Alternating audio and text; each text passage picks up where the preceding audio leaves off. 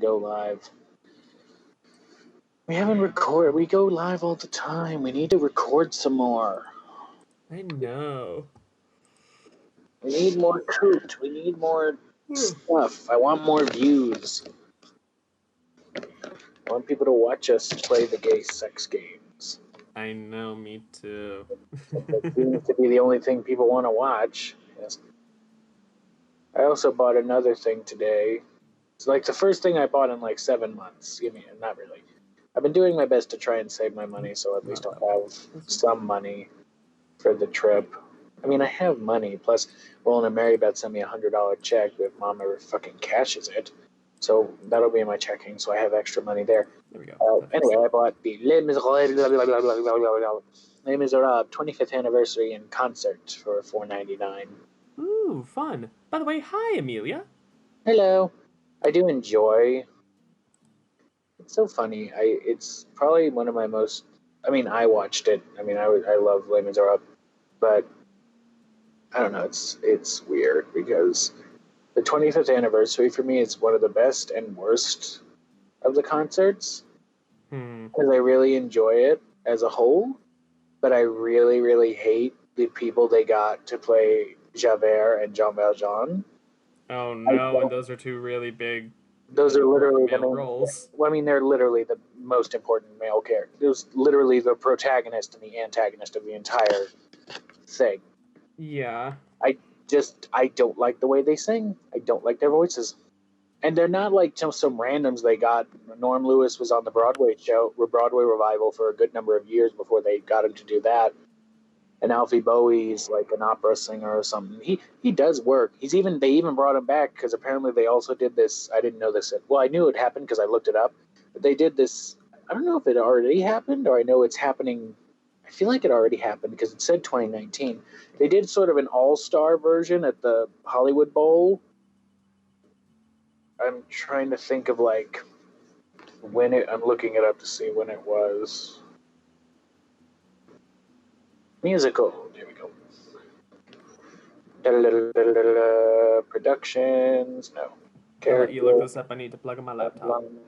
All-Star. There it is. It never fails. From the 10th of August. Oh, wow. Oh, weird. I thought they changed it. Oh, well. Yes.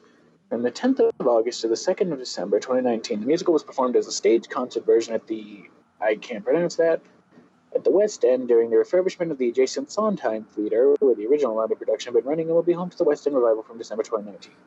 Featuring a cast and orchestra of 65, the 16-week concert run stars Michael Ball, who was the original Marius in the original London West End version as Javert, so that one I'm okay with.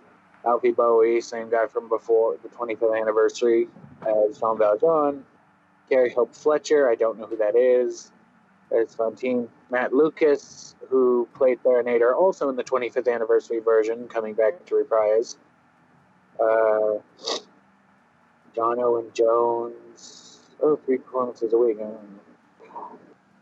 Final concert was filmed and broadcast live to cinemas with a home video album and tour reportedly planned. I don't know. I just. They say all-star cast, but like. I recognize 3 names, and that's really it. I'm sure it's an all-star cast for others who are even more musically inclined than I am, but I don't know. I just get it. Yeah. I'm excited for the horror, for the lashing that Cats is going to get.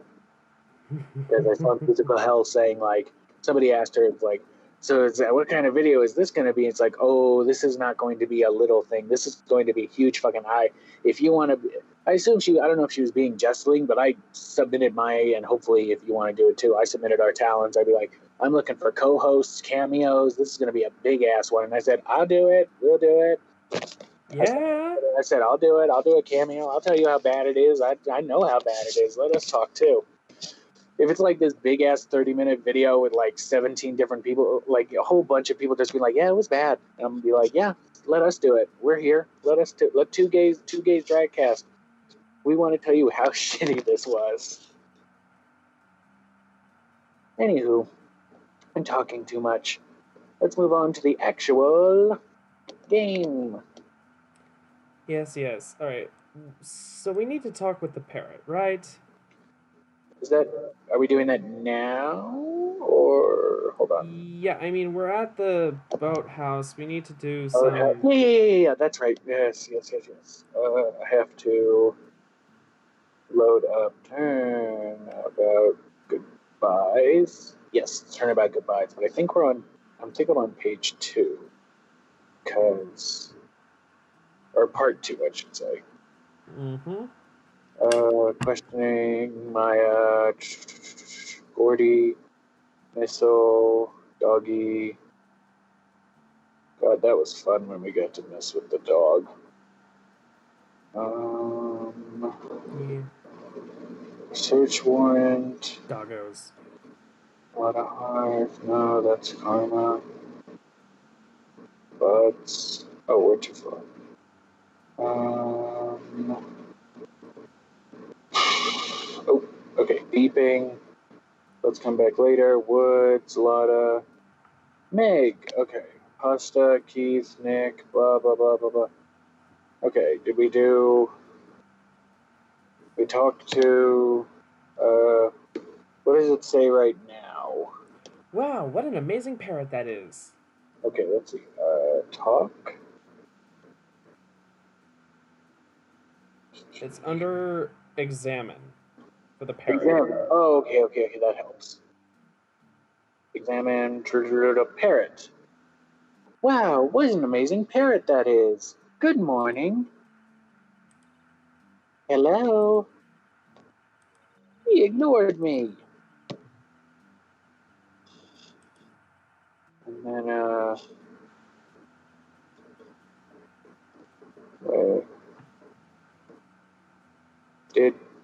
before presenting? What does that mean?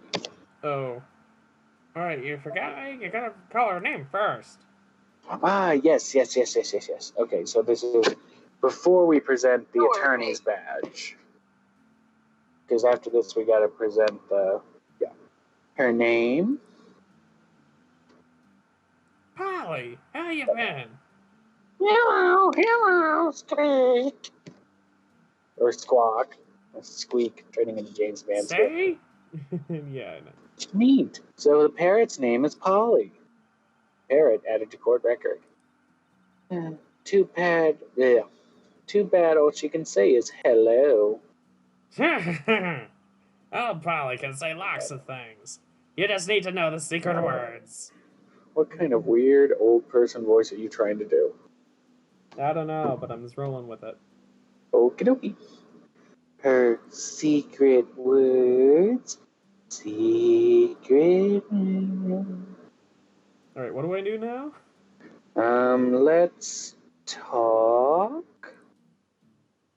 Wait, let me make sure there's nothing else that we need to, actually examine.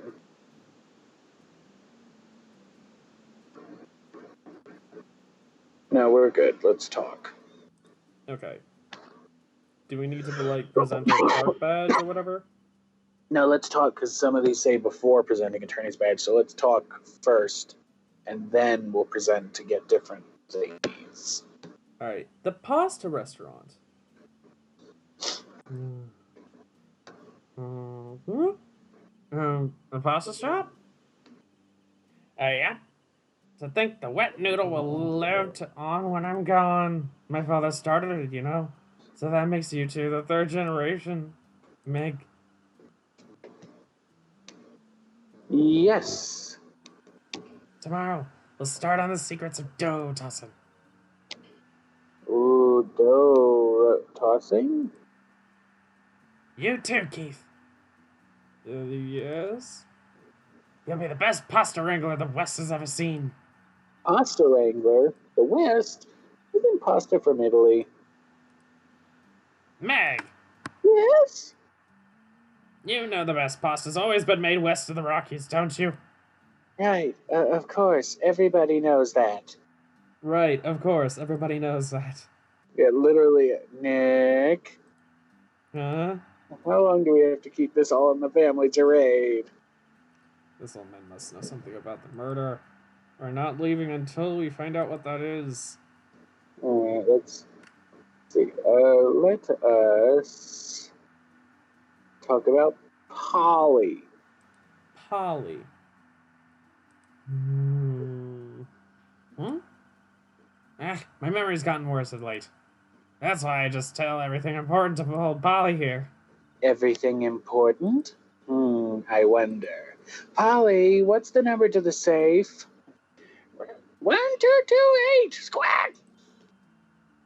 All right. Hey, Polly, watch it, will ya? See, Nick, all it takes is a little clever thinking. And a criminal mind. Quick, Nick, write that number down. Hey, don't get me involved in your little heist schemes. All right, now let us present... The attorney's badge? No, let's present the lake photo. Let's see overhead map. Lake photo, here we go. To the man, of course. Yes. Yeah. Uncle. Huh? Now listen here, Keith. Remember that tricolor pasta we were talking about? Our ravioli. No, maybe we do have to present the attorney's badge first. Figured out the last color we should use. Indigo blue. Ooh, indigo blue. That sounds pretty. That didn't seem to work the way I thought. Maybe. Okay, here we go. All right, there we go. Okay. Present the attorney's badge.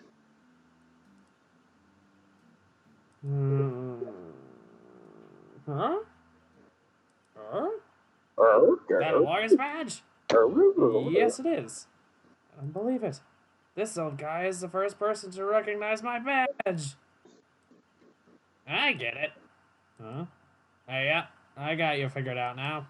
You're not Keith. Finally, he's smart enough. Oh God, this voice will destroy my throat. Well, then you should have done more of an actual old man instead of whatever the hell you're trying to do. All right, fine. I'll make him a warbly old guy. You just make him a warbly old guy until you don't have to anymore. You'll see. You'll see when his face changes. He's not as warbly as you'll see.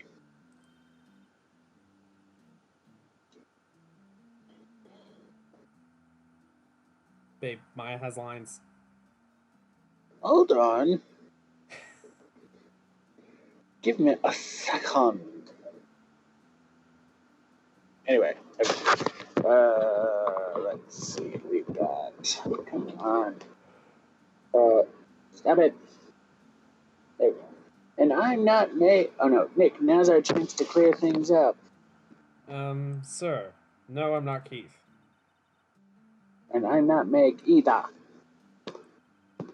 We're here investigating a murder that took place on the lake the other night.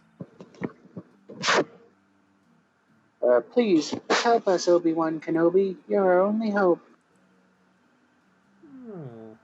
A lawyer, huh? Please, mister. All right, I'll help. But on one condition. What? When this case is over and done, you'll run the wet noodle.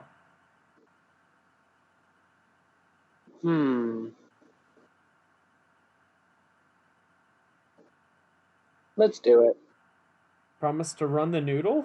Sure, why not? Just wait until, I don't know if it's the same. I know there's a whole big thing with a noodle in the Apollo Justice game. I don't remember if it's the same company or not. I think it is, but... Huh. It might be. Whatever. Anyway. Okay, we promise. Nick, are you sure about this? Hey, anything to get this case solved. Also, who would want to eat Phoenix noodles? I guess so. Maybe I should do the uncle. Well, I was going to say I'll do the uncle, you do the parrot, but that would be even worse for your voice. You'd have to be like, squawk, squawk, squawk. Squeak! I can do a voice like this. I can also do a voice like this, you know, the Clover voice. No, it's the Polly voice. And... Oh, the cracker! And His that voice has little... And that... hovering over the end call button. Don't you fucking dare! Oh.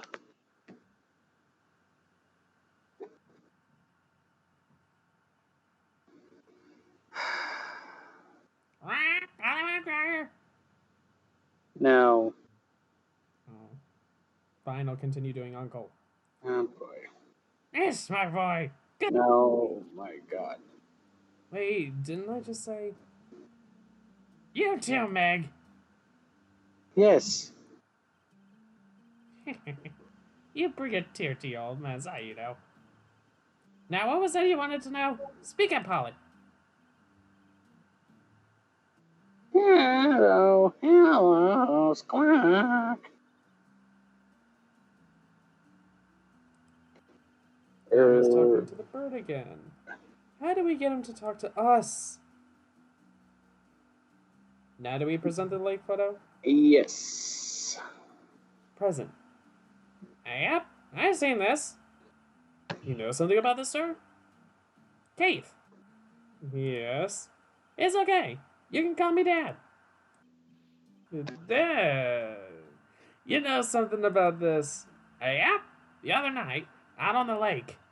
Yes, yes. I know all about that. I've seen it.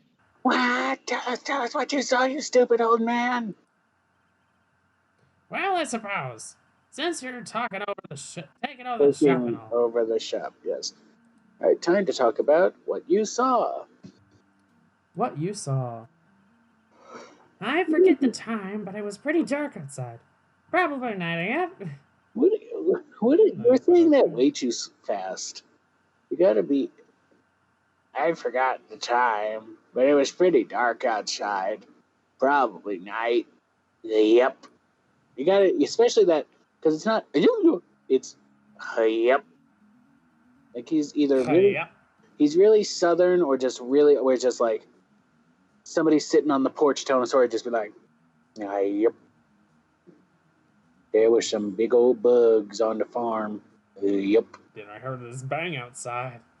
Yep. So I looked out. Then I heard another one. A bang.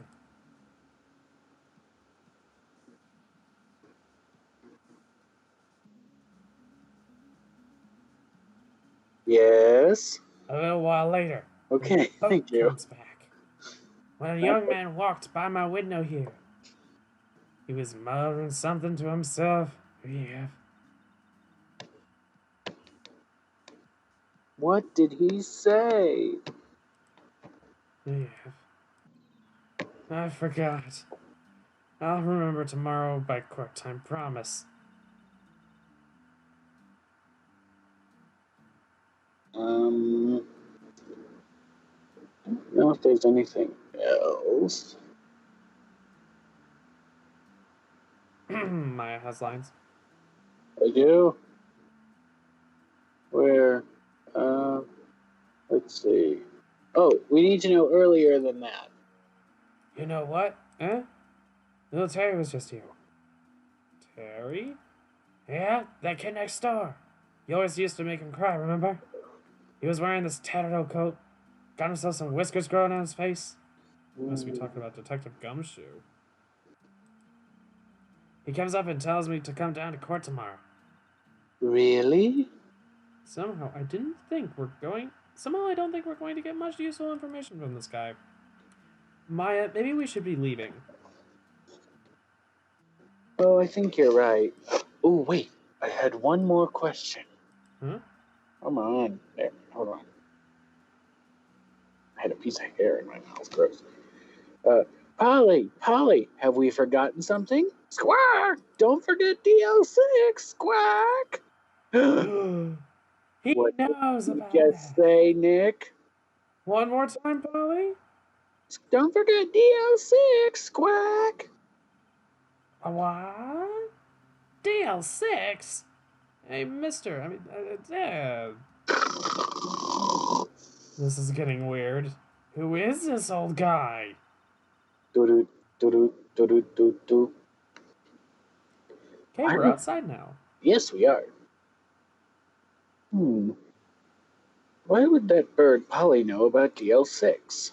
We have to figure out who that old man is. Oh, What? he locked the door from the other side. Who could that old man be? I think I Right, need to do a little more research on this DL6 incident. yes. Maybe I should ask Detective Gumshoe. It's time to move. To the police precinct? The Criminal Affairs Department. To where? The Criminal Affairs Department. Okay, yeah.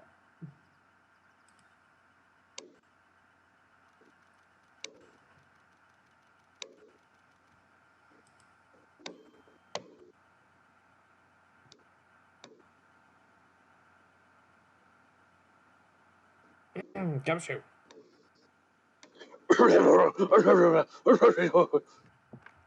Hey, pal. Long time no see. You don't look so happy. What's wrong this time? Actually, we wanted to ask you something. Yeah? Talk. The boat caretaker. You know the boat rental shop down at Goated Lake? Oh, yeah. The old man who runs it is appearing as a witness in court tomorrow, right? Huh?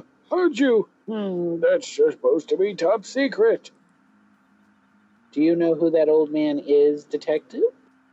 Actually, I don't. He's a bit of an odd bird. I haven't been able to get a straight answer out of him. I decided first he wasn't persuasive enough to stand and testify as a witness. That's why we called Miss Lotta Hart yesterday.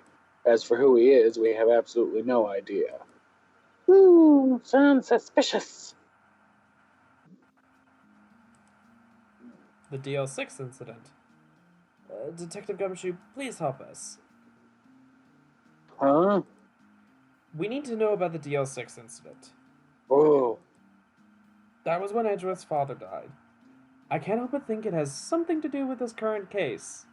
to tell the truth, I don't know much about BO6 either.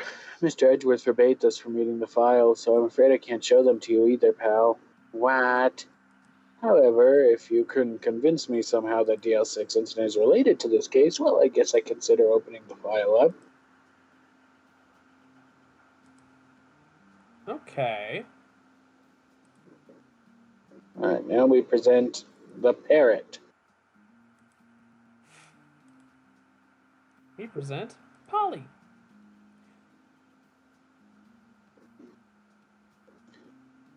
What's that? A parrot? The old man at the boat rental shop's parrot. Polly. The parrot knew about that incident. That incident? DL6. What? Oh, excuse me. Polly, have we forgotten something? Squawk. Don't forget DL6. Squawk. Huh? Squawk. Squawk. I'm pretty sure that old man must have taught her that word. Yeah, but how would that old man know about the DL6 incident? Wait, what if? What if that old man was connected to DL6? Nick, you think he might be? I don't like how that ends on a question. Well, or it ends on a weird way of question, the way it's said. It's like, Yeah, it's a weirdly written question, but because you just says, oh my, if it had just said, you think he might be connected to DL6, that's better. But the way that they say, you think he might be? I feel like think he's but I think they're the way it looks is that they're saying like he might be somebody. He might be it's like instead of just he might be related to the case, he's like, what if he's his long lost father or his you know what I mean? Like it's worded weird. Mm-hmm. Whatever. Anyway, I get you. It sounds like you need information about the DL6 incident. Though there is the station's record rooms, I'll give you special. Through there's the station's record rooms. I'll give you special permission to go in and find what you need. You won't find shit, but. All right, way to go, Detective Gumshoe. Okay, Nick, to the records I guess it's time we face Edward's past. Yeah, well, it won't be lasting too much longer. Oh boy. Records room. Can't wait to be completely and utterly blocked by everything. Oh, maybe not. I guess it doesn't happen until the next time we have to go in here. Oh god.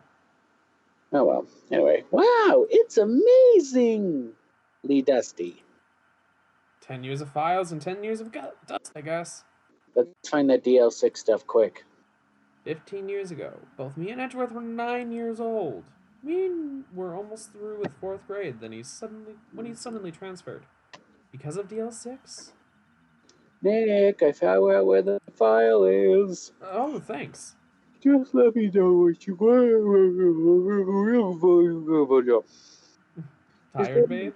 No, what makes you say that? Just let me know what you want to about the DL6 incident, and I'll go get the right file. Alright, talk.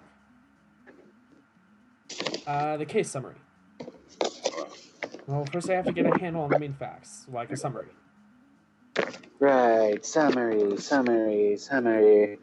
Found it. Here you go. Alright, December 28th, 2001. That's exactly 15 years ago from the day after tomorrow. Oh my gosh, technically this took place in 2016.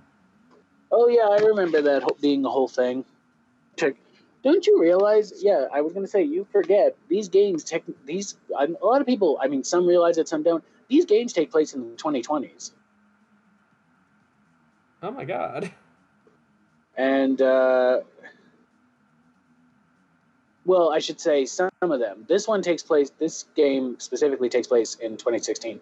If you go further into the, I believe the Apollo Justice series, then hold on, I can quickly find the whole timeline. Just to prove, like, Ace Attorney. We got time. It's almost 8:30, and it's Ace Attorney related, so technically we won't be getting off track. Yeah. Timeline.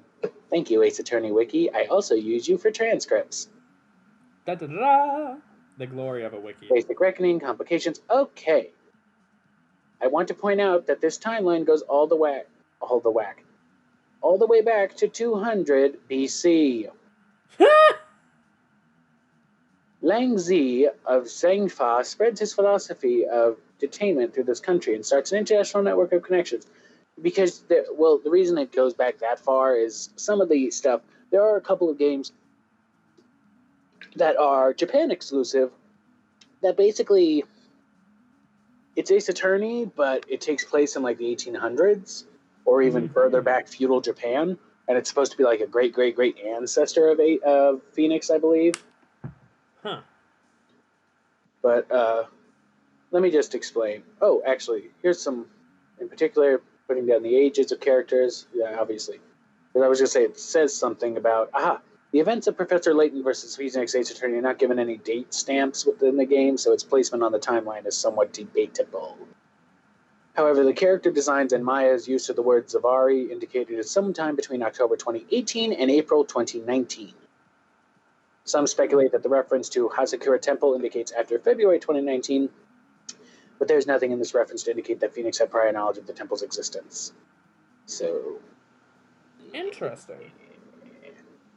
Also, a plot hole and recipe for Turnabout, a later, I think in the second game, may provide a more accurate placement for the game's events. Gumshoe does not confront Phoenix about the Trebian incident until a month after it occurs, nor does Phoenix have any knowledge of it at the time, despite the publicity, but it is possible that he was in London during that time, hence his obliviousness, which is the article's basis for the dates given regarding Layton versus Wright.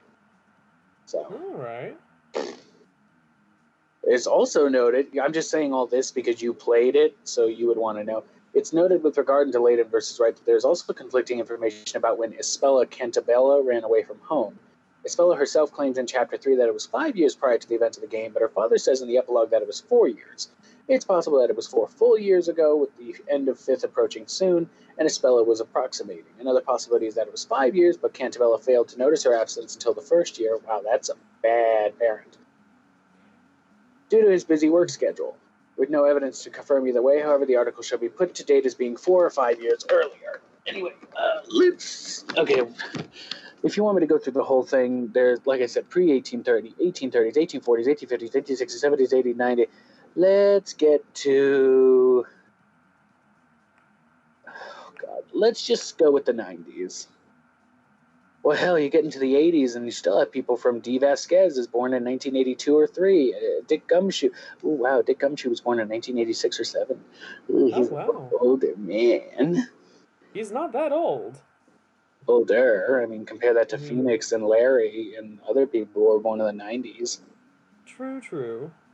Mia Fey's born in 80, 89, 90. That's different. Anyway, you get to like 90s. You have like 92, 93, Phoenix, Ed Miles, and somebody else is born.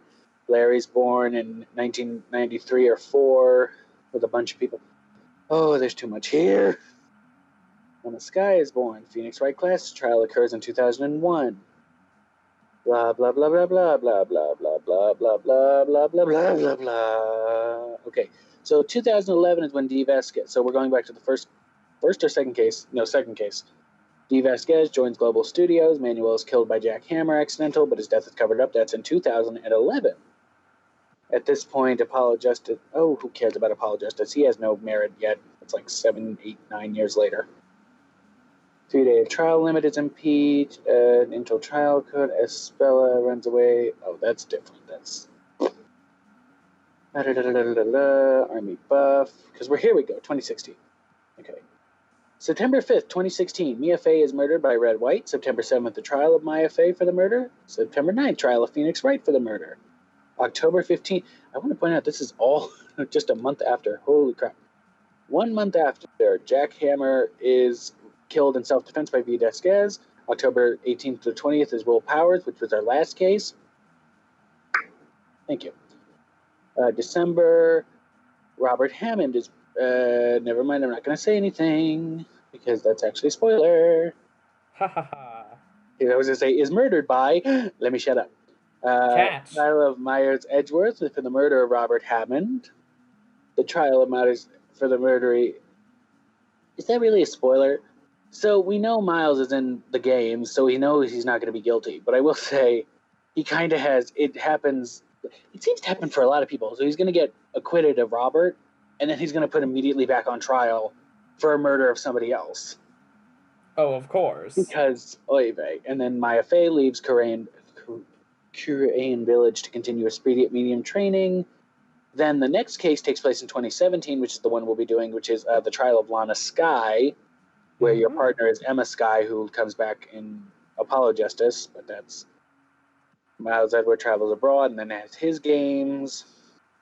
Then the second game will start around June of 2017 with the trial of... No, I take it back. Wait, where is that? Trial of Mia Fey. Aided Mimi in the murder plot. Right, see, that's June, but there's a case before that. Max Gallica, Mitch. So I guess somewhere around March. But June is that, so... Assaulted, temporary amnesia. Wait, so why does that take place in... Oh... I didn't realize that. So the first case we actually do takes place after the second case. Actually, now that I think about it, that makes sense, because technically she's still at Korean Village in the second case, I guess. Well, so in the first case, I explained that to you, where he gets bonked on the head and then he has amnesia. So that takes place apparently around September, whereas the Mia Fey trial in the second case takes place around June. So. Oh. And then another case, 2018. I would like to point out this goes all the way until 2028. In the second game? Or the No, timeline? in the timeline. Okay, yeah. Oh, damn. As far as the last thing so far from anything in the timeline is September 30th, 2028, when someone is put on trial somebody's put on trial, and then the wedding reception happens after, I assume, they get scot-free off, and among those attendants are Phoenix, Maya, Larry, Athena, all of them, basically all of them. You know. I know we're talking way too much, and I do apologize for anybody who's watching and just wants us to shut the fuck up and keep going, but... I mean, I find it interesting, personally, knowing that there's a lot of weird timeline stuff regarding these games. It goes from like I said, the timeline starts all the way back in 2000 BC and goes all the way to 2028. So technically, I'd like to point out, these games are still happening in our current universe. In alignment, time-wise, with our universe. Actually, at this point in time... Well, actually, nothing is happening at this point in time. There was... Wow, 2019 was a really slow. Okay, I take that back. 2019 was a slow year for them. 2020, actually, there's a lot of stuff that doesn't happen in the 20. Really, nothing. Wow, that's surprising. In the 2020s, nothing really happens. Like 2020 has some things. 2023 has one thing. 2025 has one thing. It's really only in like 2026 and beyond when a whole bunch of shit starts to happen. Oh wow! From like after 2019, from like 2020 to 2026, it's relatively quiet. Huh. Good for their universe. Seems like they kind of calmed down. Well, it also is because the dark law of age begins. Oh. Don't worry. When we play the second, well, if we're able to get it from Bobbert or somebody, if we play the second group, you'll learn about what the dark age of the law is. It's a whole thing. Oh But boy. as of, let's see, what's happened so far? Let's go with what's happened so far in our year. That's the third game. That's the. What was that? Is that the third game or is that the. I don't remember this. I know that is specifically from the third game, but we're only in the first game, so that ain't happening.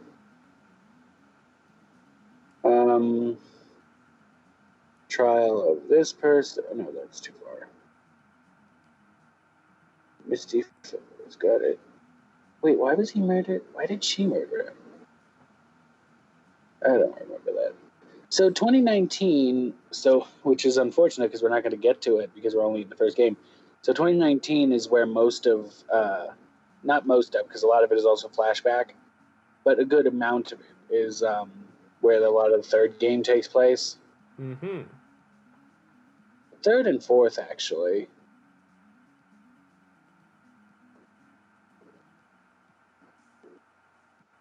But I wish we could do more podcasts. See, this is the kind of stuff we should talk about on the podcast. I'm just going to randomly go all the way through the entirety of the timeline and just tell you everything and tell us our thoughts. Is anybody even still in the chat, or they told us to shut the hell up, or just keep going? I don't see any new messages, so. Anybody's still watching? I'm sorry. We talk a lot. This is a problem, but we're too artistic brains. But this is We what don't you shut come to up. streams for instead of a normal gameplay session. Yeah. We're too, aspy brains. We never shut up anyway, so. Anyway, where are we? I don't remember. So in 2 days, the case will be closed. The incident took place in the elevator of the district court. The elevator. Yikes. I'd also like to point out. You're drinking juice. Apple juice. Lovely. It's good fucking apple juice, though. You can't drink too much because I always forget that even if it's sugar, no added sugar, that shit still got a lot of sugar in it. Oh yeah, it's apples. Apples contain a shit ton of sugar. But it's good for you, kind of. White House apple juice, huh? I said relatively. Relatively. White House apple juice is the best fucking apple juice I've ever had. And maybe it's like, I feel like it's a grown-up thing because I remember, when you're a kid, you drink like Mott's and other stuff. Which has a ton of sugar added. Well, not even that. I've drank Mott's recently. It tastes like piss. Yeah. And not in a good way. It's weird. Well, it tastes like piss when you're not horny. Well, no, it tastes like piss, but I don't swallow it. But I swallow apple juice, so it's Oh yeah. Piss you just enjoy. You don't want to. Anyway, we're getting off track again. But my point is, like, White House apple juice is. This is why this is not for kids. Yes, I'm telling you right fucking now. We speak about kink. Well, not even just that, but it's like, all that coppa shit is like, no, you're for kids. No, we're not for fucking kids. Well, we're not. That's the problem. I think your Sunday streams are because you don't do anything in that it's not for kids, really. I mark them not for kids. I talk about things that are not for kids. Do you mark everything not? Yeah, I don't know how to. I can't.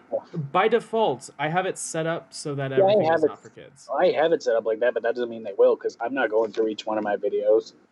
If it's automatic on your channel, it'll be automatic on all your videos. It's YouTube. It's fucked up. They don't do anything right. They probably don't have it like that. I have it set up like that, but I could probably go through and say, no, we marked this for kids just because, for shits and giggles. Oof. It's YouTube. Anyway, where were we? What? The same court district as we're holding the trial now? Looks like it. There was a large earthquake at 2 o'clock p.m. on that day. Part of the court building collapsed, and all of the lights went out at the time. You know, what was I saying before I rudely interrupted myself? This specific game with these parts take place in 2016. So it's weird to think now that's in the past. But remember, these games originally came out in like the early 2000s on the Game Boy. So this was still in the future. But this was talking about events that would have technically happened around the time that people who first got the game would have been playing. It's talking about events that happened during that time, but what they are doing right now takes place in 2016 and what would have been in the early 2000s. I know, it's so weird. So they're reading this like if I bet it, because I don't think it ever really says the date unless they did that in the Japanese version. I don't think it anywhere fully says the date. It just says like April 20th, 2:07 p.m. or whatever the hell. So it's like you see that sort of line, you're like, wait a minute, 15 years ago, 2001. Oh my God, this game takes place in the future. Future. Oh God. Anyway, wow, that was some earthquake. That was some earthquake. At the time, 3 people were trapped in the elevator. It took 5 hours for them to be rescued. 5 hours. And again, this was 2001. Well, even if it was modern day. You know, I feel like it would be bad to be trapped in an elevator. More people would be less scared nowadays because you'd just be on your phone. Yeah, I mean, you would have your phone for most likely for light or whatever. If you were trapped, like honestly, if you try, I'm just gonna sit on the floor and read Nook or some shit. Oh boy. But it's what modern technology has kind of done to us. It's like, yeah, it's still scary, but it's like, well, I can just sit here and read or watch YouTube. I can distract myself with things. Yeah, pretty much. It's weird. It's weird to think about. Anyway, that would be scary like that in the dark. In the dark. There was a lack of oxygen in the elevator, and the survivors were unconscious. Ooh, that's not good. Okay, maybe that in that case. The survivors. One of the 3 in the elevator had been shot in the heart. That was Mr. Edgeworth's father, wasn't it? He said that his father was shot before his very eyes. Oh my God. Oh my God. So Miles Edgeworth was one of the other passengers in the elevator. And the guy was still acquitted? It's complicated. Do you have data on the victim, Edgeworth's father? Yeah, hold on.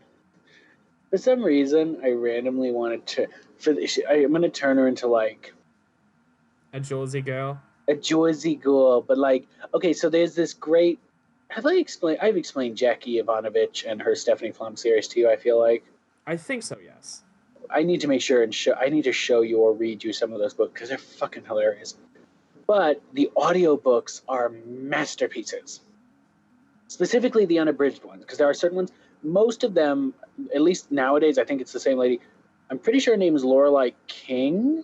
I think she's the audiobook, and she does so many voices, and they're so good. She does it all because she does the Jersey voice, she does Stephanie Plum's voice, she does all the voices, and there are a lot of voices and different people. She does the Scuzzball. She does Stephanie's Scuzzball cousin, who's the owner of the bail bonds place, and he sounds like a Scuzzball. He does Connie, who's the one I'm trying to do. It's like, oh yeah, I was going to get my hair done the other day, and like that voice. He does Lula. She does Lula, which is a little bit of it's vocal blackface, but because it's a black woman, and she does it in a very like sassy black woman voice, but it's also really accurate. Like it, like for like if you watch like those 70s like blaxploitation movies. Oh yeah. Listen to that. It sounds weirdly like eerily like it's fucking freaky how good she is at doing voices, and then they get into the male voices. Like because I used to listen to those audiobooks all the time. Like I'd literally go to the library and get like that was back when they still had the CDs instead of like you could just buy. And I would listen to those CDs of the audiobooks, and it's fucking freaky how she can do so many voices. I have to say, there was one time that I got a audiobook on CDs. It was so sad listening to that on CD. I've listened to a couple on CD, not just those. Like in books in general, I preferred, and I hate that they're done mostly for. Again, this is podcast talk, which we'll eventually be doing again. But until we actually get around to recording it, this is the way you'll be hearing it. I liked in school, and I feel like you can only buy them in school, or if you buy them separately online, they're like $170, and I don't want that. There were these little. I'm showing Guy, but you could say they're about the size of like this, and they were Oh yeah, that they basically just have the the book entire on. audiobook Yeah, saved on the actual thing, and and you it was like provide an. your own batteries, probably, if I don't it's like know. from a public library. No. Well, I don't know, but I had them in the school library. We didn't have any in the school library that I went to. I think that the high school, which I didn't wind up going Yeah, it to was the because I high. did school Yeah. online, It was in the the high high school school. had them, I think but the our elementary school. public library, they didn't provide them most of the time. I think my middle school had them too, because I remember there were two books. There's one, and it took me forever to figure out which one. I think I figured out which one it was, and I want to buy the audiobook for it because it's so good. If it's the book I'm thinking of, it's called Fairest by Gail Carson Levine. Hmm. And it uses plot elements of Snow White and set in the same world as Ella Enchanted. And it just Oh. reading the plot of it sounds so very like similar to what I think I remember. I just really like listening to that audiobook. There were 3 audiobooks I always got.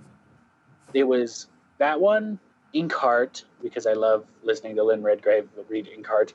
And when I was in high school, I always got Stephen King's Full Dark, No Stars. But I would again, this is just I love men. I'm gay. Don't get me wrong. I love men. I prefer women. And this is one of those cases where they were forced. It's 4 short novellas. 2 were read by women. 2 were read by men. Guess which ones I always listen to? The one that were read by women. It's just right. I mean, the 2 stories were better in my opinion anyway than the 2 other stories because you had I don't even remember what the other 2 stories were, but I know the first one was Big Driver, whereas this like author, it's kind of like it's like a reverse pseudo Misery. She's this author lady, and she gets shy, but she gets run off the road by this big guy, and it's oh my god, it's like it's so fucking weird to like. She's like a mystery writer, but it like has twist endings because it's like the big man is like, oh yeah, let me help you, and then of course he tries to chase her and kill her, and all this stuff, and she's recovering, but then it like turns out at the very very very very end,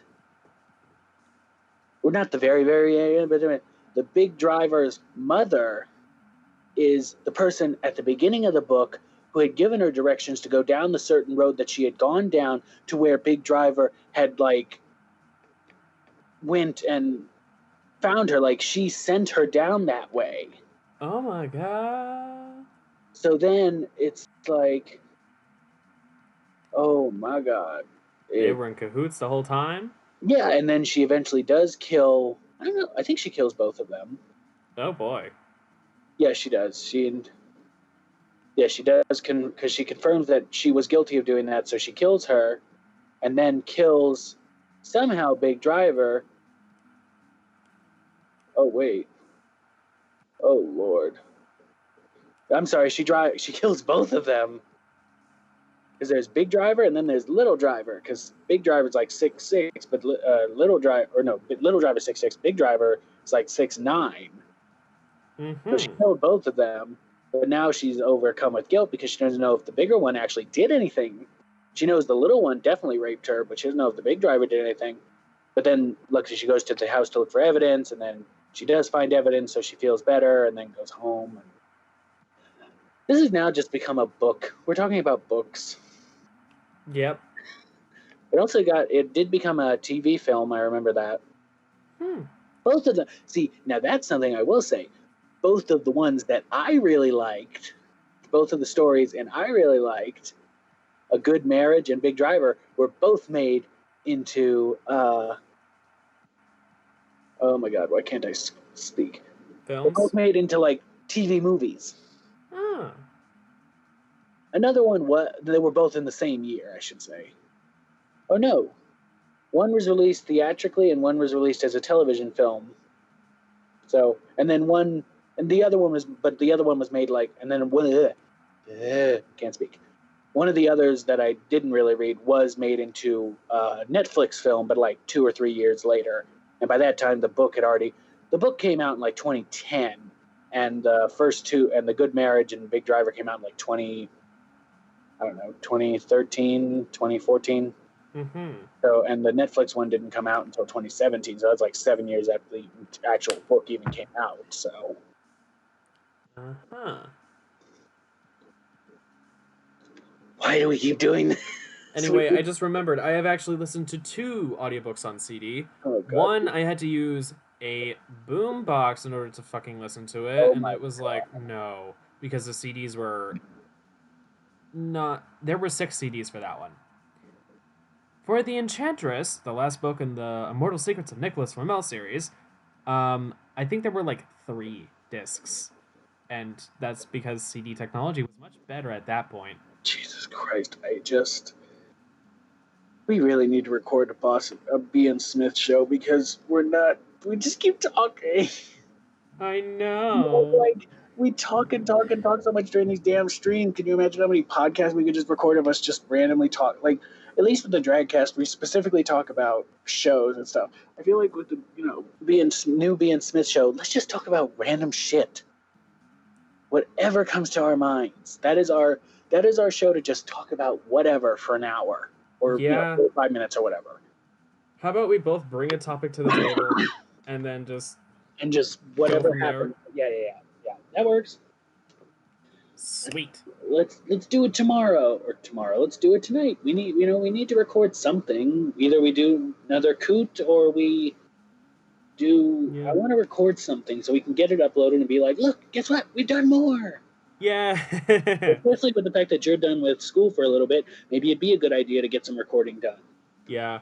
Honestly, probably would be a good idea to do coot. All right, we'll see what we can do tonight. All right, anyway, we're talking. I mean, granted, we've still got an hour, but I know if we went through this fucking stream, how much of it would be us talking? Bobbert would be literally, if Bobbert was here, he'd be like, "Shut up, shut up, shut up, shut up." 2 times speed. Shut up, shut up, shut up, shut up, shut up. Play the game, damn it! Play the game. You've been on the same. Play the game, God damn it! You've been on the same screen for 70 years. Just like Willem saying, "Play the video, God damn it!" But it's Bob saying, "Play the game, God damn it," with a slightly French accent.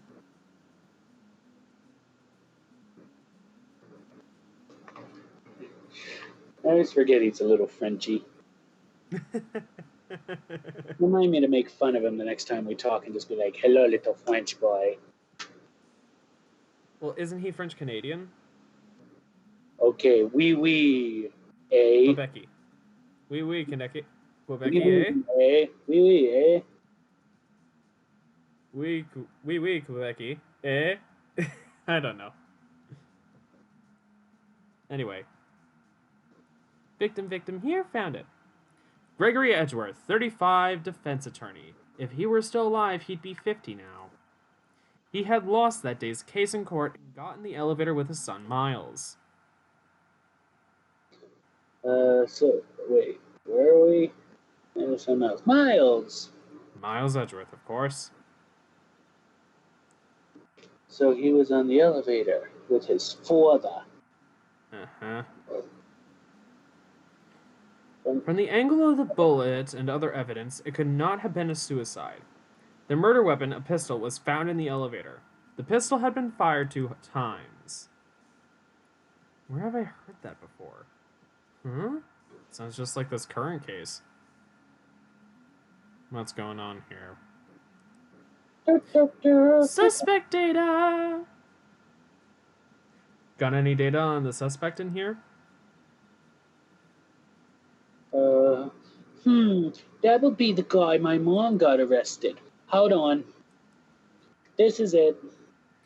The man arrested as a suspect in DL6 was Yanni Yogi? That is such a weird name. He was a clerk in the court, apparently. So he must have been the third person in the elevator. Well, then he had to have done it. But he was found innocent, thanks to his defense lawyer, Robert Hammond. Hammond, the victim in our case. Right. The suspect, Mr. Yogi, was oxygen deprived, so much so he had brain damage. Oh my god, is that the guy from the boathouse? He lost all memory of being in the elevator. After he was declared innocent, he disappeared. Where could Yanni Yogi have gone to, I wonder? He may be closer than we think. Oh, He could even be underneath our nose. I don't say anything. I guess I know generally what happened in DL6 now. I still don't know what sort of impact the whole thing had on Andorth.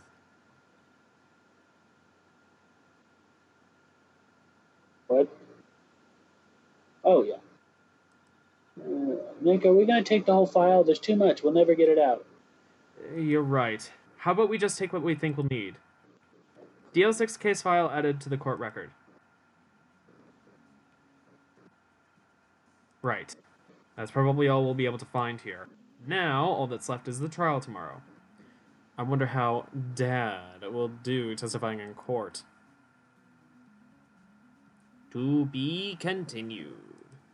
And that'll be it for us this week. And no, I'm kidding. Save?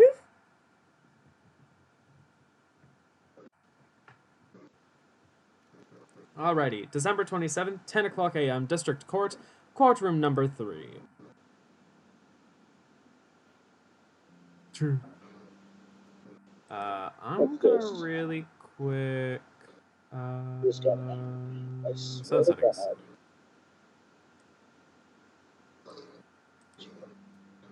Court is now in session for the trial.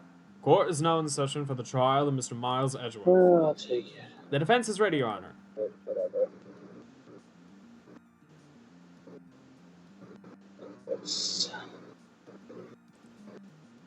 What? Very well. Apparently the prosecution is also ready. Who is the judge here, anyway? Mr. Von Karma, your opening statement. Well, no opening statements. So. Objection. Not so fast, Judge. I was taking a meaningful pause before speaking. Right, of course. A prediction. Today's trial will end 3 minutes from now.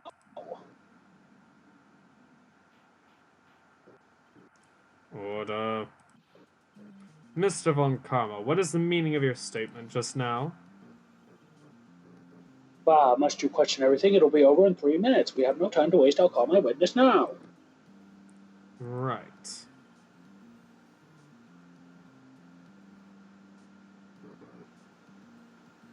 Oh, I call my witness, my decisive witness to the stand.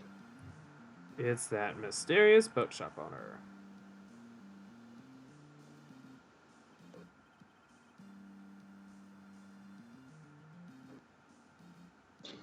Scratch, scratch, scratch. Witness, state your profession.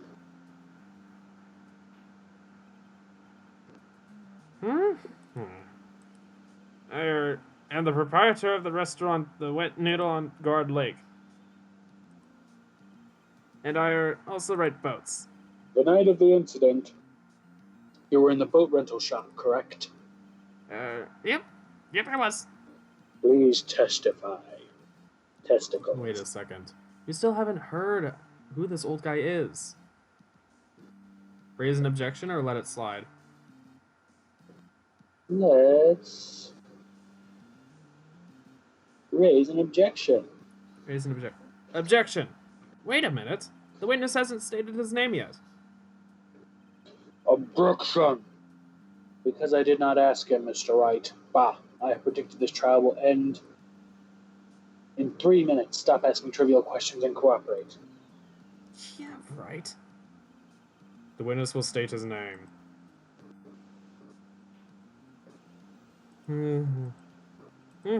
Hello.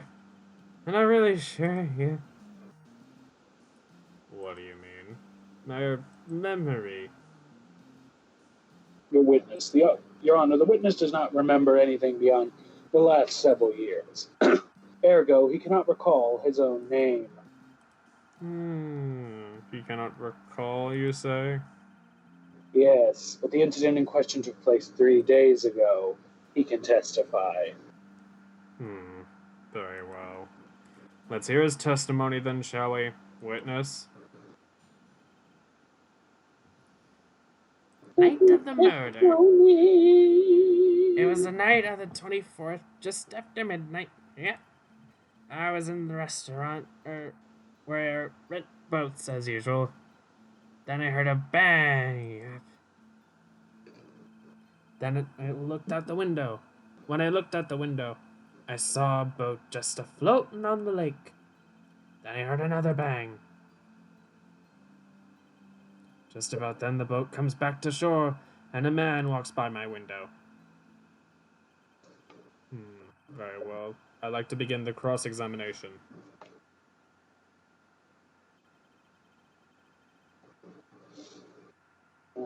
Objection.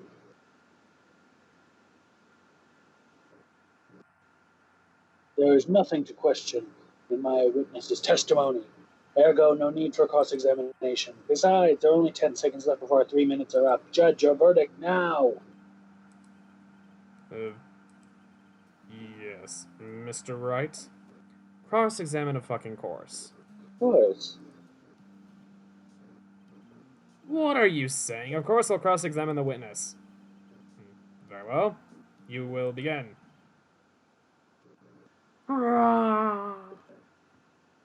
Excuse me, Mr. Von Karma.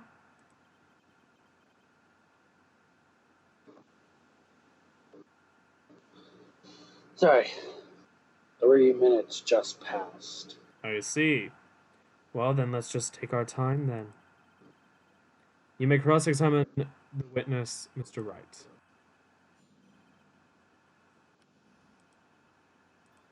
Cross-examination the night of the murder. Okay, what do I press on? Oh, I'm looking.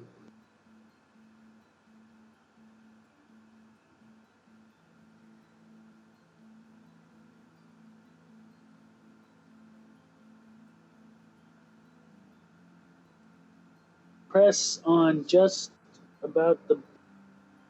Then the boat comes back and a man walks by my window.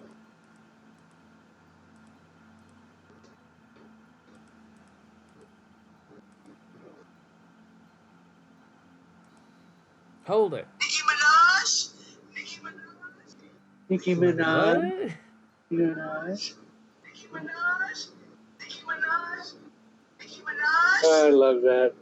I'm doing this, but I'm also seeing if I can find new intros. Oh, God. By Hey, your window? Always looking for new intros. Yeah, by my window. Right outside the window in my little shack. And could you see the man's face? Well, the fog was pretty darn thick, but he was right there in front of me. I saw him. This is a rather important detail. Please add it to your testimony.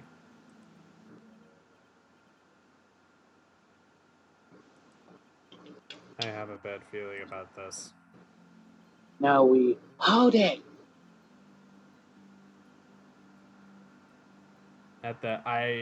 This was the defendant? Yeah. Are you sure? Uh-oh. Dad. Dead certain, Gaith. He said, I can't believe he's dead as he was walking by, too.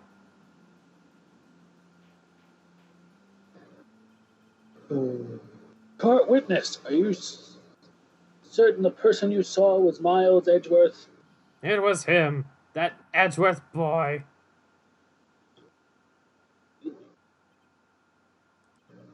This sounds like decisive evidence indeed. I see no room for doubt. Von Karma. He lured me into cross-examination so he could set me up for a fall. Tisk, tisk, tisk. Tisk, tisk, cheeky chumps. Anyway, Nick, I don't like the way things are going. Everyone in the courtroom is glaring at us. I'd better act quicker if this trial is going to be over. Raise an objection, or wait and see what happens. Let us wait and wait, hold on.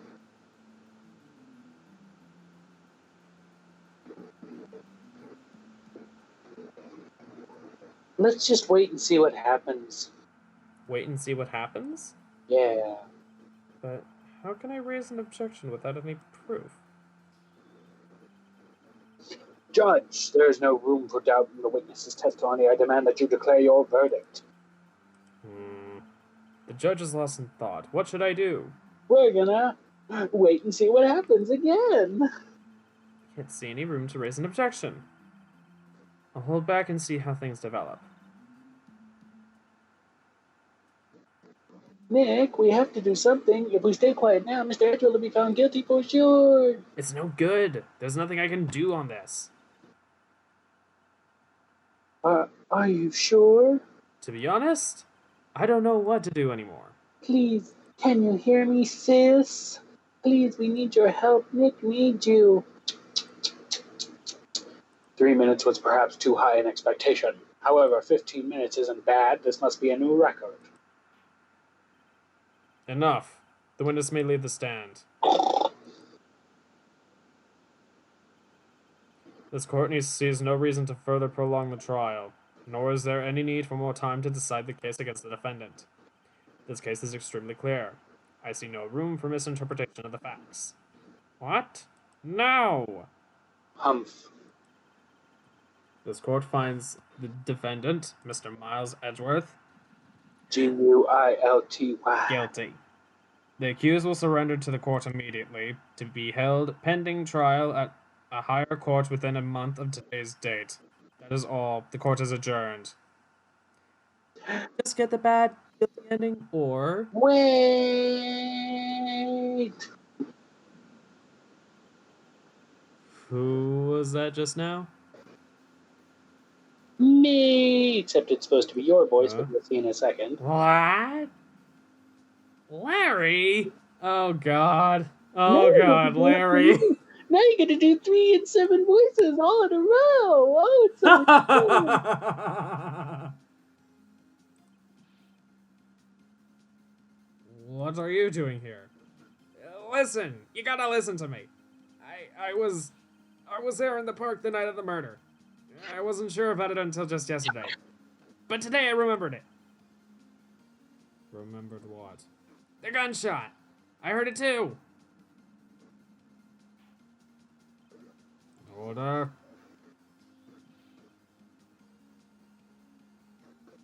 What is the meaning of this? The verdict has been decided. I call for adjournment. One moment, Mr. Von Karma. So you say you heard a gunshot? Yeah, I did. A gunshot. That night.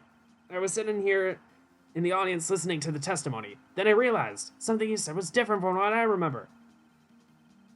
Anyhow, I can't just sit here and let you call Edgy a murderer. It's just not right. I know. Lover's name. My Edgy Poo. He didn't say Edgy Poo. He just said Edgy. So he's just not as forward. So he's not as forward as Old Bag then. Yes. I'll testify. Let me testify. Order. Order. Well, this is the first time something this is the first time something has happened like this in my court. I'm not quite sure how to proceed. Judge, you've already given your decision. The trial is over. Nick, this is it. Larry's given us one final chance. She's right. If only it wasn't Larry. He can make things even worse.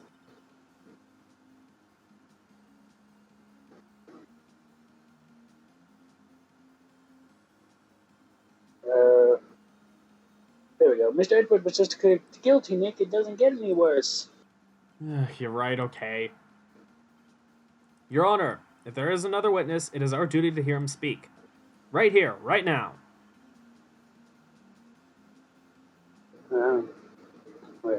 A waste of time. The verdict cannot be overturned. Allow me to speak my opinion. In all court proceedings, it is our duty to prevent an inaccurate verdict. In order to make sure no mistake has been made, every witness should be heard.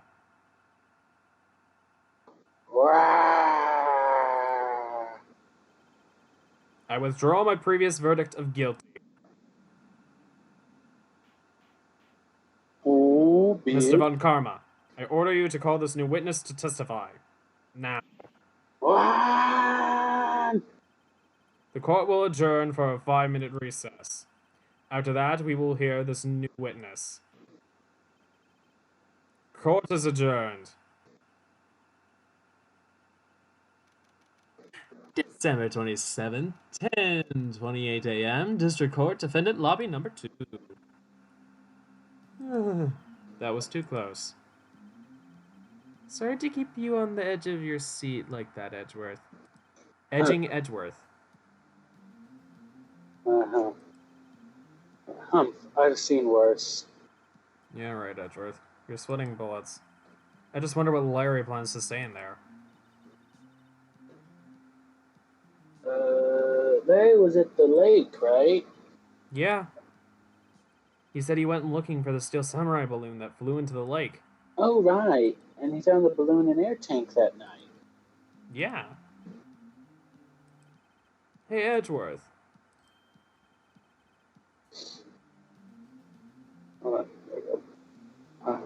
You say something right? Yeah, a lot of things. You seem out of it. What's wrong?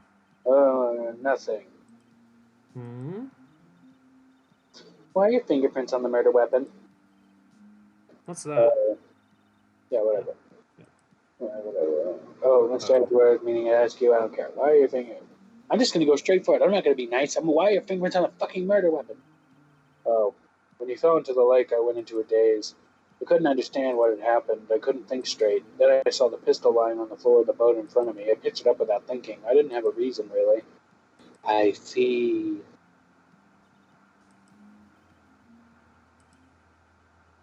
Right. Yeah. This might be our chance. Our chance? Von Karma has only ever run perfect trials. Perfect trials? What are you, a fucking parrot? Perfectly prepared witnesses, perfectly completed evidence. That's the secret to his success. This is the first time he's ever had to deal with something unexpected.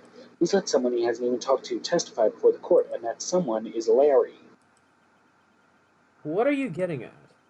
It's likely his testimony will be full of holes, right?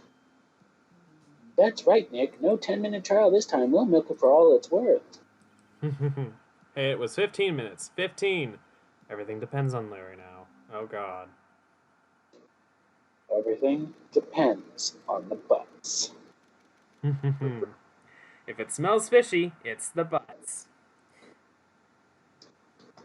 December 27th, 10:35 a.m. District Court, Courtroom Number 3. Court is now back in session. Witness, please testify to the court about everything that you saw on the night of December 24th. Right, leave it to me. Please, Larry, don't mess this one up. I hate to admit it, but you're our last chance. But Carmen didn't even have time to prep his witness. I just hope Edgeworth is right about this being her big break. The night of the murder. That night I was out on a boat in the lake. I was looking for something and I found it. So I quietly slipped the boat back in at the rental shop. Then, just as I was thinking of going home, I heard this bang. I looked out over the lake, but I didn't notice the boat. So after I heard that single gunshot, I went home.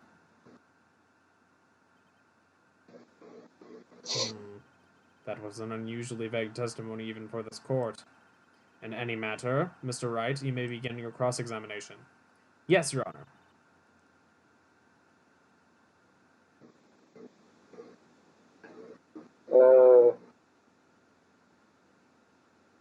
What's wrong, Nick? It's Larry. I have no idea what he's going to say if I press him. I'm a little scared. Well, we've come this far. No way to go but forward.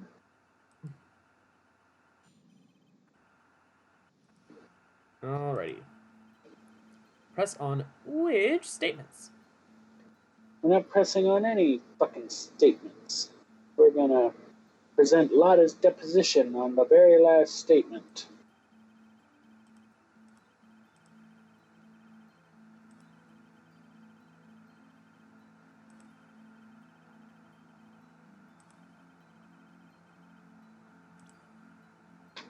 Lotta's deposition?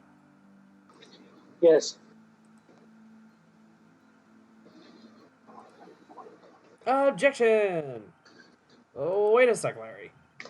What? You only heard one bang? You sure?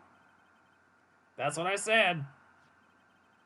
But Miss Lotta Hart testified yesterday that she heard 2 bangs. And the old man just now said the same thing. They both heard 2 gunshots that night.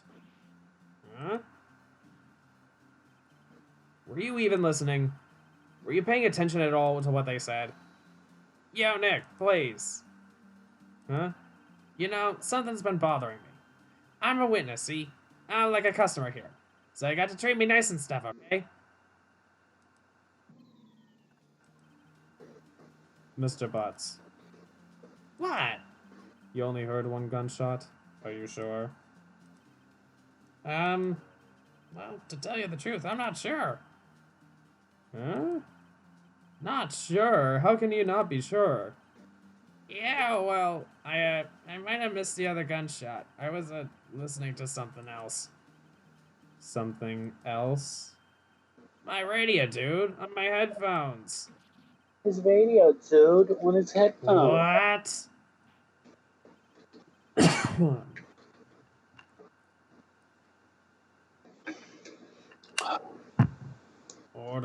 Order, and stop that booing.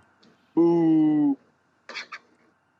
Mr. Butts, you were listening to a radio on headphones. Yeah, so what? I don't know. I listen to radio. Everyone listens to the radio. What's the big deal? Mr. Von Karma, your opinion?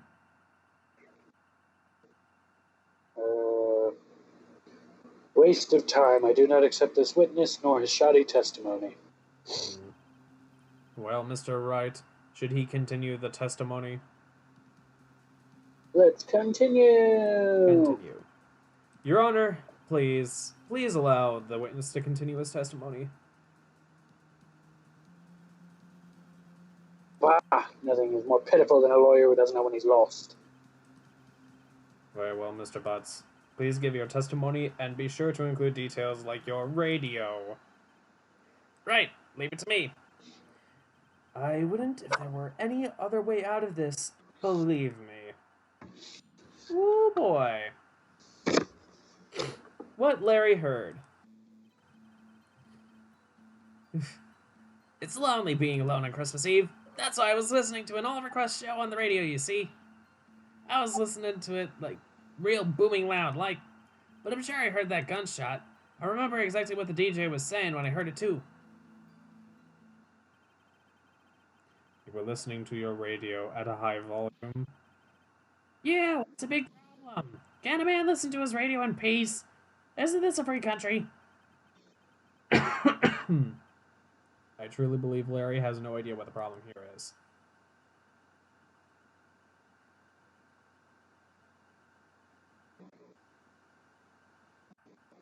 Von Karma. Shut up. Judge, can you believe a word this witness says? What he heard was probably nothing more than a drum beat from the radio. Sure enough, it is difficult to believe this testimony. Objection! Wait, Your Honor. The witness said he remembers exactly what the DJ said when he heard the gunshot. Excuse me? DJ? Oh my god, this is so 2000s. An announcer, the guy who says things on the radio. Is it 2000s though? DJs have been around for a good number of 10, 20, 30, 40, 50 years. This guy's just an old fuddy-duddy who don't know shit. He would have been around at the start of the DJ. That doesn't mean he liked it or tried to listen to any of it. He would know what a DJ was. Well, again, you've only started playing the first game. You severely are underestimating how stupid the judge is when it comes to simple pop culture references. All right. Fine. He'll be dumb. Right. Anyway, what this means is when he heard no sound, no music, heard the sound, no music was playing. The DJ only talks between songs, so he could have heard the gunshot from the lake. I'd like to cross-examine the witness, Your Honor. Very, very well, Mr. Wright. I can't believe I'm continuing the charade. Charade. Of course you would say that instead of saying charade, you fancy bitch. Phoenix would say charade, though. He probably would. Anyway. It's lonely being alone on Christmas Eve. What should I press on? Not that. That's why I was listening to an all-request show on the radio, see? Not that. I was listening to it at, like, real booming loud. Not that. But I'm sure I heard the gunshot. Not that. I remember exactly what the DJ was saying when I heard it, too. Not that. Then what do I press on? Oh, sorry. Press on that first. Hold it. What did he say? Objection. Mr. Wright, please cease this pointless questions. What possible good could come knowing what a radio DJ said to do us? Indeed, Mr. Von Karma has a point. Although the question only if you see some reason why we should care. Of course we should care. We should care. Why? We should care, Your Honor. Of course we should. Why? Well, how do you know if we don't ask? Fine, very well. Mr. Butts, please testify to the court. What was the radio announcer saying when you heard the gunshot? And now... And when she said, hey, it's almost Christmas. I heard the gunshot. Now you present Lara's disposition.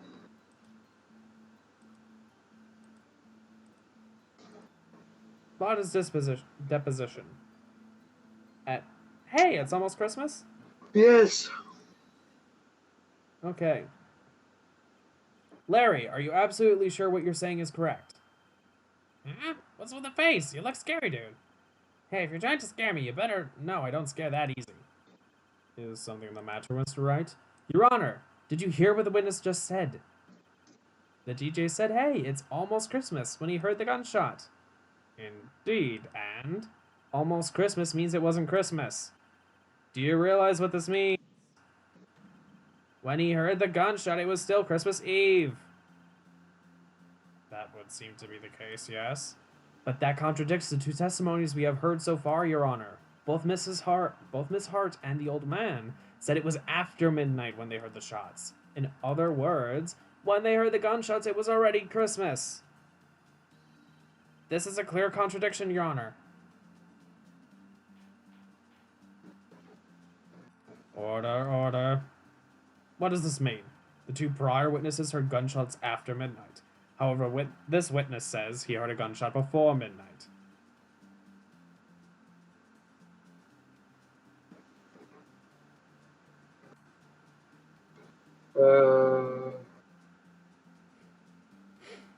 Are you even keeping up with me? I'm kind of spacing out at times when there's so much of you talking. Oh, babe. Where are we? Judge, the answer is... Oh, yeah, I got that. Hold on. Now I have to... Gesundheit. Thank you. Judge, the answer is simple. The current witness is plainly mistaken. Just look at him. Suspicious. What? Well, Mr. Wright, what do you think about Mr. Butt's claim that he heard the gunshot before midnight? He's wrong or right? Right. Larry's right. Larry's not mistaken, Your Honor. He heard that gunshot before midnight. Intriguing. I assume you have evidence for this wild claim? Show me evidence that there was a gunshot before midnight. What evidence do I show? The second lake photo. Look at this photo. Wait. Second lake photo, it was automatically taken on 10/24 at 11:50. Yeah, it says second lake photo. Oh yeah. Take that. Look at this photograph. Oh god. It was taken by our witness yesterday, Miss Slaughter Hart, with her automatic camera. The timestamp on the photo reads December 24th, 11:58 p.m. Oh yes? But there's nothing on the lake in this picture. Your Honor, the real issue here is not why nothing is shown in this photograph. It is why this photograph exists at all. What do you mean by that, Mr. Wright? Your Honor, this photograph was taken by an automatic camera. That camera was set up to go off in response to loud noises. Uh-huh. Correct. There was a loud noise on the lake at 11:50 p.m. That is why this photograph was taken. In other words, when Larry heard that gunshot, it was most definitely still Christmas Eve. Indeed, it would seem that this is the case. Then where does that leave us? Ms. Hart testified that she heard the gunshots after midnight. Are you claiming she was mistaken? Not at all, Your Honor. It is fact that the camera was also triggered at 15 minutes after midnight. Your Honor, that night there were 2 sets of gunshots and a 25-minute pause between them.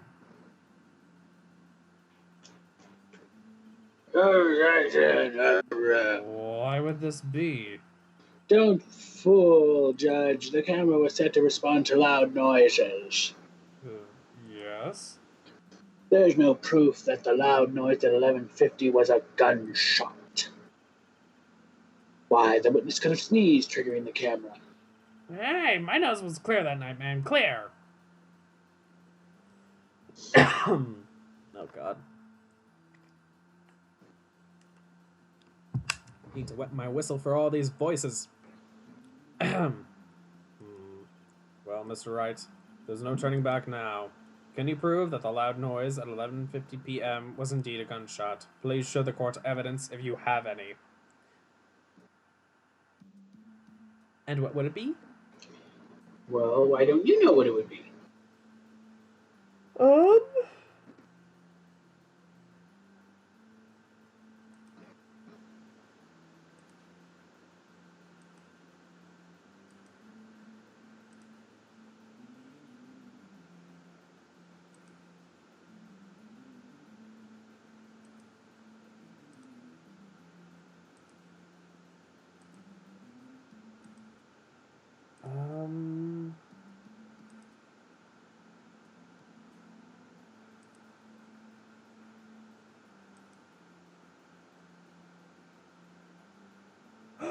The murder weapon fired 3 times. The pistol. Da-da-da-da! Take that! This is my evidence. The murder weapon? Something about this pistol was bothering me, Your Honor. Both of the witnesses who testified yesterday said they heard 2 gunshots. However, it is noted that the murder weapon was fired 3 times the night it was used. When, then, was the last shot fired? Only now have I realized the truth. The 3rd shot was the shot Larry heard just before midnight. Order. That would make sense of the evidence we've seen so far. However, this leaves me wondering exactly what did happen that night on the lake. Exactly. If this is true, why there were 2 sets of gunshots separated by 25 minutes, one at 11:50 and another 15 minutes after midnight. Why, I ask you, why? Oh, I'd better think of something quick. Wait a second. Gunshots separated by 25 minutes? Ah! What's wrong, Nick? I have it! Huh? Remember the case with the Steel Samurai? Huh? Yeah, of course I remember. The murderer in this case had the same idea as the murderer in that case. What do you mean? Maya. What? I mean, yeah. If we don't figure this out now, we'll never overturn Edward's guilty verdict. I've got a hunch, and I'm going to run with it. Right. I mean, is this safe? Safe? We've already gotten a guilty verdict. We have nothing to lose. Yeah, fair enough. You just watch and let me know if I say anything that sounds too fishy, okay? Right, Nick. Your Honor. Yes, Mr. Wright? The testimony just now has cleared up this entire case. What do you mean, Mr. Wright? So you finally realize the truth. There can be no other murderer here than Miles Edgeworth himself. Wrong, Von Karma. A man was shot that night, but it wasn't Edgeworth who did the shooting.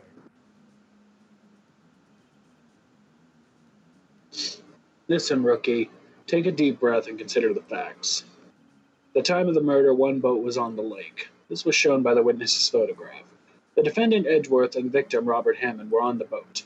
There was a gunshot fired on the boat, and Robert Hammond fell into the lake. The distance of the shooting was 1 meter. Couldn't have been suicide. Well, the guilty party has to be the other man on the boat.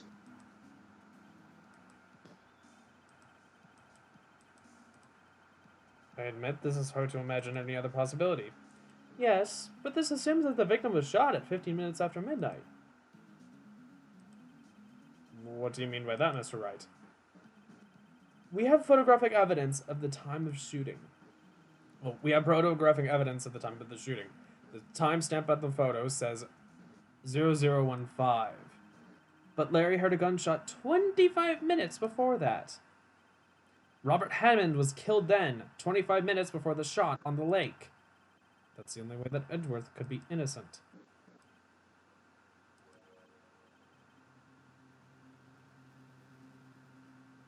Mr. Wright, are you quite mad?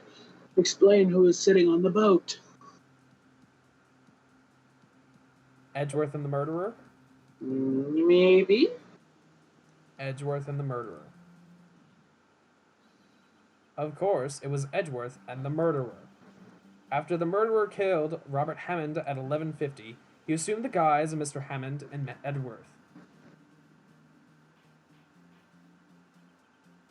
What? Are you serious? Yes. Edgeworth won't tell us why he went to the lake that night. However, I have a hunch. That night, Robert Hammond called Edgeworth to the lake. Now, Edgeworth didn't know Robert Hammond's face that well. That's why he didn't suspect anything that when the murderer took Robert Hammond's place. I'm not sure what to make of all of this. Ludicrous. Mr. Wright, tell us the name of the murderer then. The murderer's name? Right. It's... Lana Hart. Just kidding. I don't know? Yes, I don't know. It's... Actually, I don't know the murderer's name. You don't know? Bah! Again, we waste my time. I don't know, because he never told us. Dear? The murderer is the caretaker of the boat shop, that old man. At 11:50, he was the one who killed Robert Hammond. The caretaker of the boat shop? Why did he do this? There weren't any boats on the lake then. Why would he have to go all the way out on the lake just to shoot someone? May I suggest that the real scene of this crime was not in a boat? What? Well then, where did the murder take place? Show the judge where the murder really took place. By the way, where was the body found? I don't know, and I don't care. It's the boat rental shop. The shop. Take that. Here, of course, the boat shop where he lives. That way he can meet with the victim without anyone.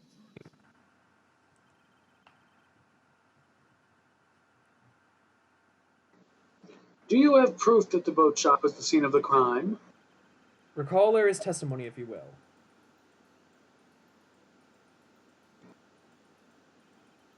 That night he was out on the lake in a boat, searching for something.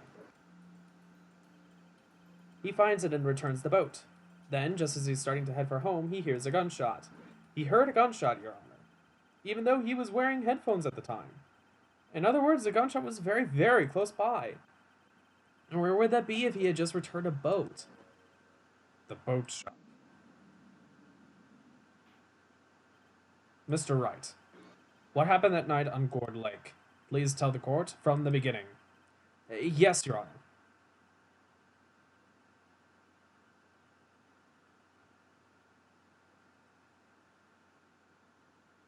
Do I have a lot? Oh, Nick, are you sure about this? Not really, but I think if I start at the very beginning and I take it slow, I might just be able to figure this out, piece by piece. Alright.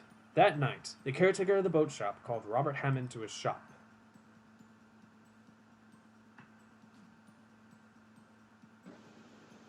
That was around 11:50. That was when the gunshot that Larry heard was fired. After that, the caretaker put on Robert Hammond's coat. He became Robert Hammond. Then he got in the boat with Edgeworth and went out into the middle of the lake.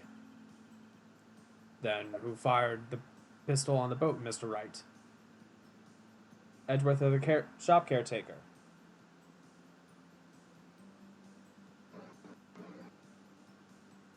Who fired? Who do you think fired? I think the caretaker. Yes. That's the correct option? Yes. Yeah. Thought so. Of course, it was the murderer who shot the pistol. Shot with the pistol. He shot twice. Both missed Edgeworth on purpose. Wait a minute. Yes? Why would he shoot twice if he didn't mean to hit anyone? Details. Know this, Mr. Wright. The moment you run out of explanations, the moment you lose. Tell us why the murderer had to fire twice. Because the first shot missed, or to create a witness.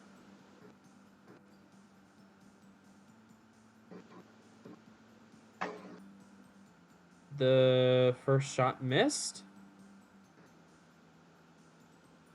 No. To create a witness? Yes. I believe he shot twice to create a witness, Your Honor. Create a witness? The murderer lifts his pistol and fires one shot, then ensures that anyone who heard the shot would look at the lake. Indeed, Miss Hart did exactly that after hearing the first shot. Next, the murderer waits a bit and he fires again. Then, the murderer jumps from the boat himself, leaving the pistol in the boat behind him.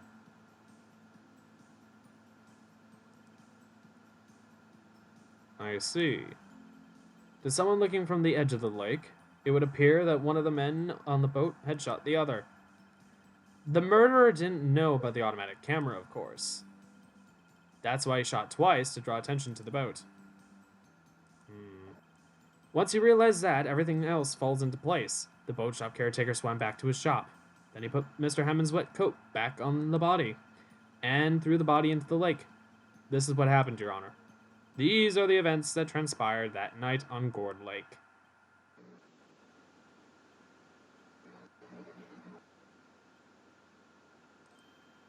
Bailiff, bring out the witness from before, the boat shop caretaker, and quickly.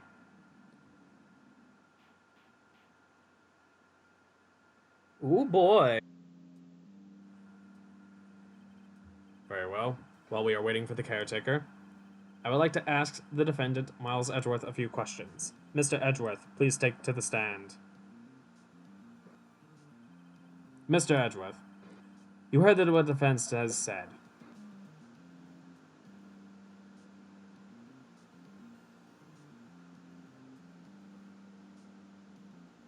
Edgeworth. I don't. What? Yes. Well, why did you go to the lake that night?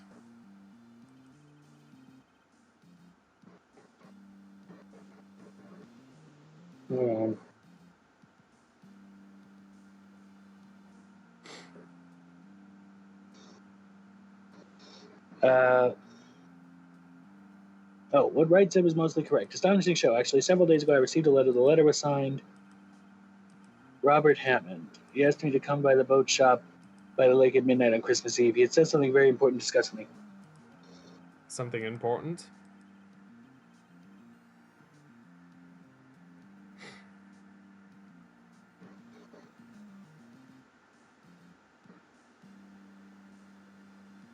There's another line.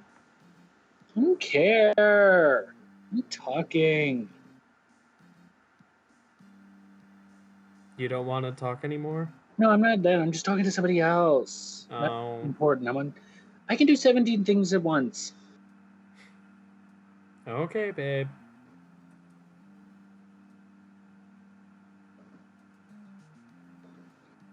It's tough to do 70 things. I'm sorry. I can't say what it was.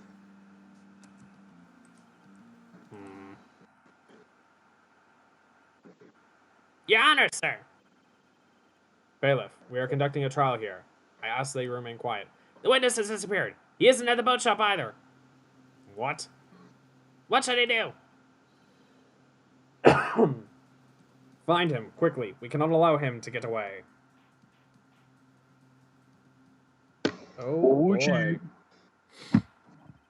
Mr. Von Karma, your witness has disappeared.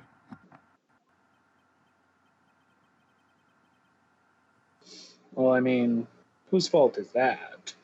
Von Karma's, clearly.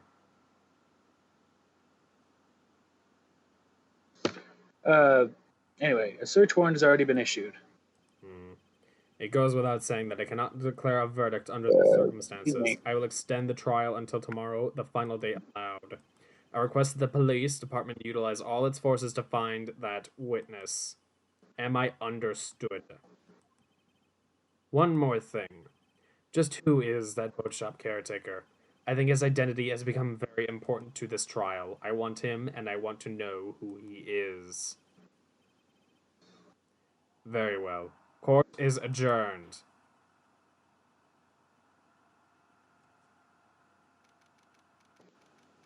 Yay, Nick, you did it. Well, first, December 27th, yada yada yada. Yeah. Well, at least we got out from under that guilty verdict.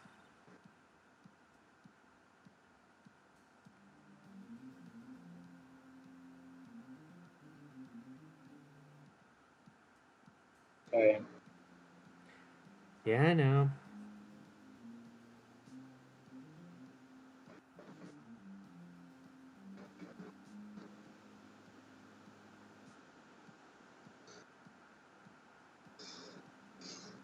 Look, I can talk to people, goddammit. We're almost done with this chapter anyway, so we're going to be stopping the stream after, so I might as well take as much time as possible so we can get to the 2 hours. Oh my god, babe.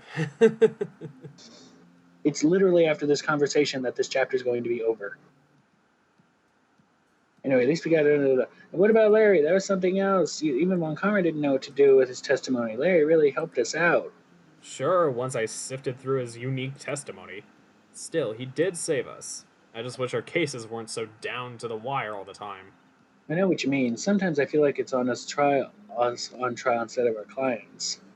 I mean, you're supposed to represent the person on trial, so you kinda are on trial yourself. Anyways. Hey, Edgeworth. Edgeworth? Did you say something?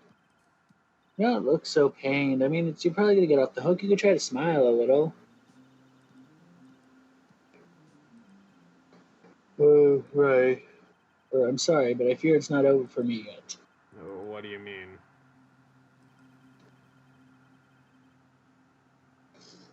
Right, there's something that's been troubling me for a long time now, and I don't know whether or not to tell you. Edgeworth?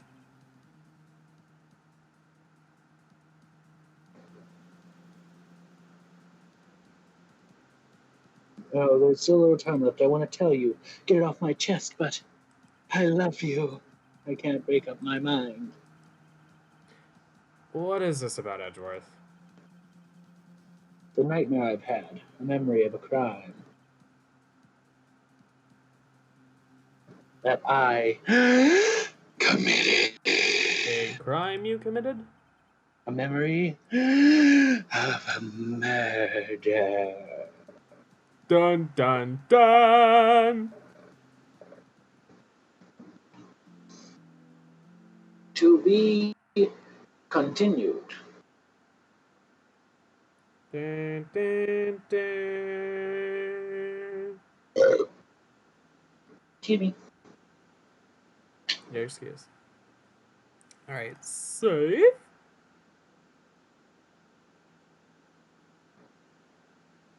Okie dokie.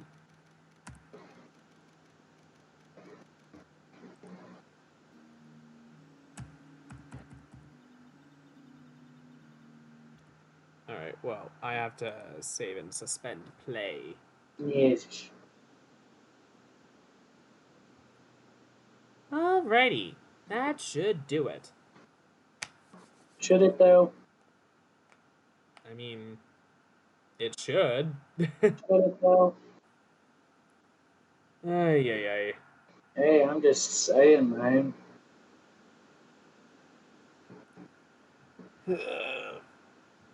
Okay. Alright, thank you all so much for watching. Hope you enjoyed. Leave a like if you did. Subscribe if you want to see more things. Hit the notification bell for notifications as to when we go live or whenever I upload a video, and the sparse chance that I do. Andrew and I plan to do some recording and stuff. I'll have to make sure that I Hopefully, get we'll some see editing done as well, especially before Christmas break and all that. But in the new year, hopefully, I'm getting a new microphone, so that'll be great. And hopefully we'll be able to do more stuff with the podcasts. We'll hopefully be doing, again, recording and stuff, like coming out on top and all that. Again, hopefully I won't spend too long on all the editing. The main thing with coming out on top is just like getting through the slow bits, honestly, or like whenever we have to scroll back. But that's that. Anyways, for Andrew's stuff, you can go to my recommended for my like listed channels page, like all the recommended channels or suggested channels, the friends channels, the really cool, awesome channels list that I have. That has like Andrew's channel. It has some of my other friends' channels. Check all those out. Yeah, check them out. Check them out. Check them out. I'm certain you will find at least something to enjoy. Hopefully. But anyway, we're gonna go. So bye for now. Yes. Until next time. Take care. We'll see you guys. Bye bye.